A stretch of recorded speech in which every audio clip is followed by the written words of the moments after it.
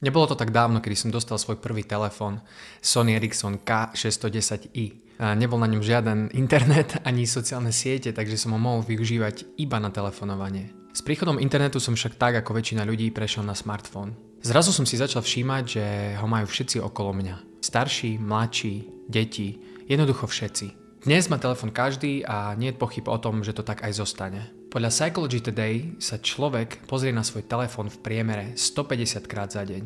V ich výskume tiež 94% ľudí uviedlo, že sa cíti nepokojne, keď pri sebe telefón nemajú, a 80% ľudí doslova žiarli, keď ich telefón drží niekto iný. Iná štúdia dokonca zistila, že skoro polovica ľudí by radšej mala zlomenú kosť, ako keby mala ostať bez telefónu. Neber ma zle, nie som tu na to, aby som ti hovoril, že má svoj telefón hodiť do koša. Technológie sú skvelé, keď sa používajú s mierou. Ani ja si už neviem predstaviť svoj život bez smartfónu, pretože ho využívam denne k svojej práci. Avšak snažím sa limitovať svoj voľný čas, ktorý na ňom trávim, pretože viem, že sociálne siete a smartfóny sú navrhnuté tak, aby si od nich nedokázala otrhnúť zrak. Ako je to možné? V prvom rade za to môže dopamín. Dopamín je neurotransmiter v našom mozgu, ktorý náš mozog vylučuje vtedy, keď robíme nejakú príjemnú aktivitu, napríklad jedenie, cvičenie alebo sex.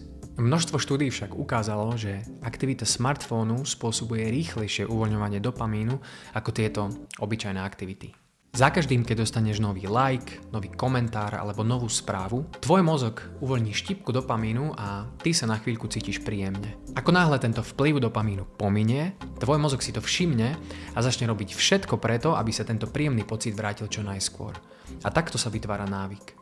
Ak sa ti často stáva, že berieš svoj telefón do ruky a v kuse scrolluješ na sociálnych sieťach a pozeráš, či náhodou nie je niečo nové, aj keď sa reálne nič nedeje, to je presne to. Vytvorila si návyk, kedy očakávaš prísun dopamínu, aj keď v skutočnosti sa nič nové nestalo. Druhým dôvodom sú krátke videá. Krátky obsah ako Reels, Shorts alebo Stories sa stal stredobodom pozornosti na mnohých sociálnych sieťach. Tieto krátke videá sú navrhnuté tak, aby čo najrýchlejšie upútali tvoju pozornosť a poskytli ti čo najviac informácií za čo najkratší čas. Ak sa ti nejaké video páči, algoritmus to automaticky zaregistruje a bude ti podsúvať podobné videjká. Na jednej strane je to skvelé, pretože ak sa ti páči nejaká téma, algoritmus ti bude podhadzovať podobné videá a ty sa o tejto téme dokážeš naučiť viac. Na druhej strane však krátke videá nemajú konca.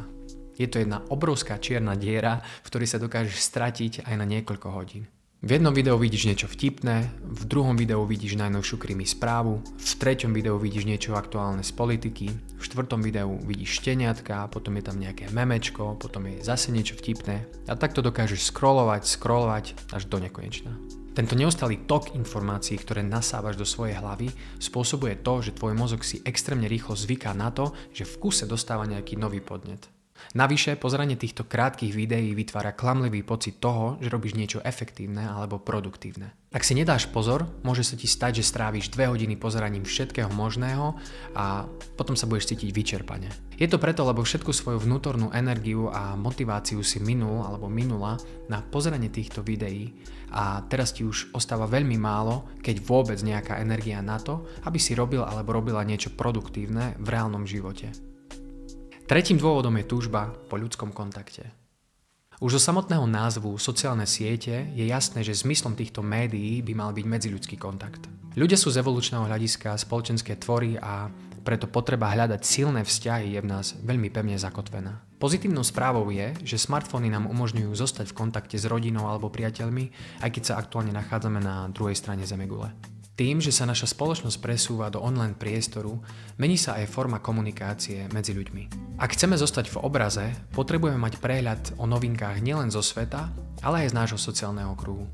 Ľudia zdieľajú svoje úspechy, plány a spomienky úplne inak ako v minulosti.